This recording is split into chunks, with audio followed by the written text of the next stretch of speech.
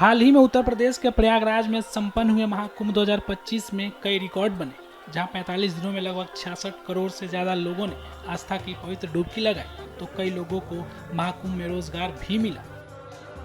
ऐसे ही एक success story Prayagraj के रहने वाले नाविक पिंटू महरा का है, जिन्होंने महाकुंभ के दौरान 80 नावों को चलाकर अच्छी खासी कमाई की। इस बात को उन्होंने खुद कैमरे पर कबूल किया। बहुत अच्छा कुंभ लगा। ऐसा कुंभ तो हम लोग कभी आज तक देखे नहीं, और एक बार और देखने का तमन्ना है कि योगी जी जब प्रधानमंत्री बने 12 साल बाद, मतलब प्रधानमंत्री रहे वो 12 साल बाद, उनके ही कार्यकाल में फिर महाकुंभ का समय आए, फिर एक बार हम लोग देखना चाहेंगे।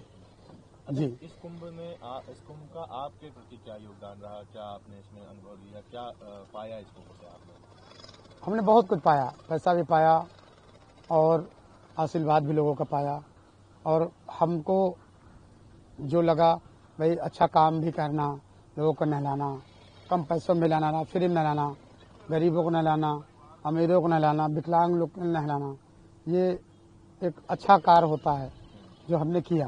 पैसा भी कमाया हमने, हमारे पूरे खानदान में सभी लोगों ने पैसा कमाया, हमारे पूरे जितने भी निषाद समाज है सब ने पैसा कमाया। जी, योगी आदित्यनाथ जी ने भी तारीफ की है जी।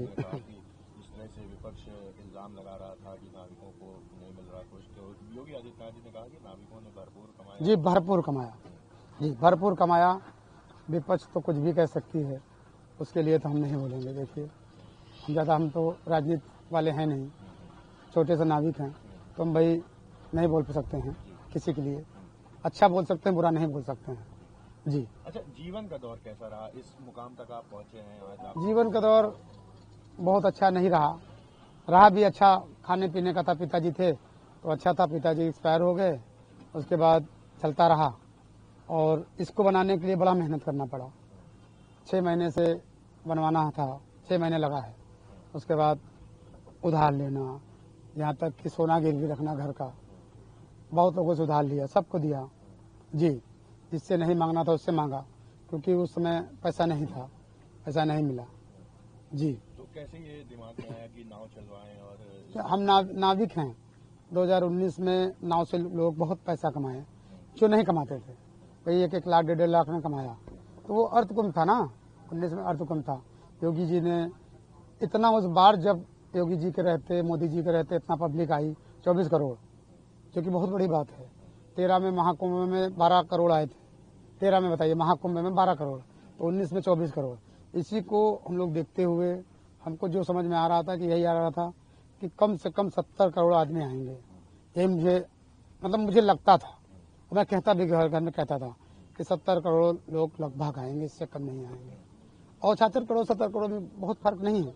जी, तो कैसे घर वालों ने साथ दिया इतनी नाव बनवा? क्योंकि पैसा भी घर वालों ने साथ दिया, लेकिन घर वालों ने कहा कि बेटा, माताजी ने, भाई ने, घर में कि ये घाटा हो जाएगा तो कैसे करोगे?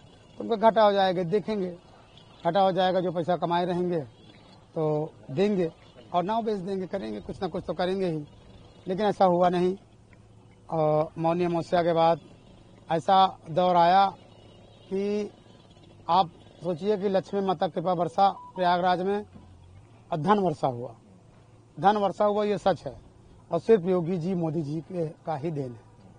क्योंकि ये इस तरह कुंभ नहीं बनाते, इस तरह कुंभ, डिजिटल कुंभ न बनाते, इतना अच्छा ना करते तो कौन आता? सब डर रहे थे कि आतंकवादी ब्लास्ट होगा, दुनिया भर के लोग मरेंगे। लेकिन योगी जी इतना सतर्क रहे, इतना कि देखिए हर तीसरे दिन यहाँ आते थे और खुद जायजा करते थे, हर चीज़ों का मुआयना करते थे। इसके कारण देखिए कुछ हुआ नहीं, और उन्हीं का देन है इतना भव्य कुंभ हुआ, अब प्रयागराज को विश्व में प्रसिद्ध कर दिया।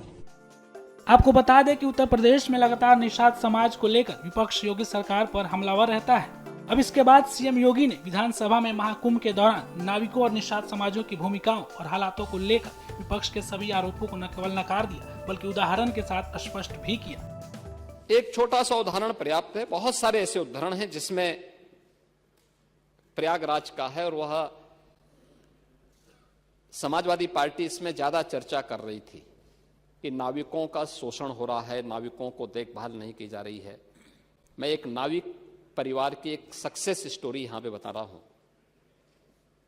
ये नाविक परिवार जिनके पास 130 नौकाएं थी, 45 दिनों की अवधि में इन लोगों ने शुद्ध बचत की है 30 करोड़ रुपए की। यानी एक नाव ने 45 दिनों में 23 लाख रुपए की बचत की है, कमाई की है। प्रतिदिन के अगर आप उनकी बचत देखेंगे तो यह लगभग 50 से लेके 52,000 पर डे की उनकी इनकम थी एक नाव की।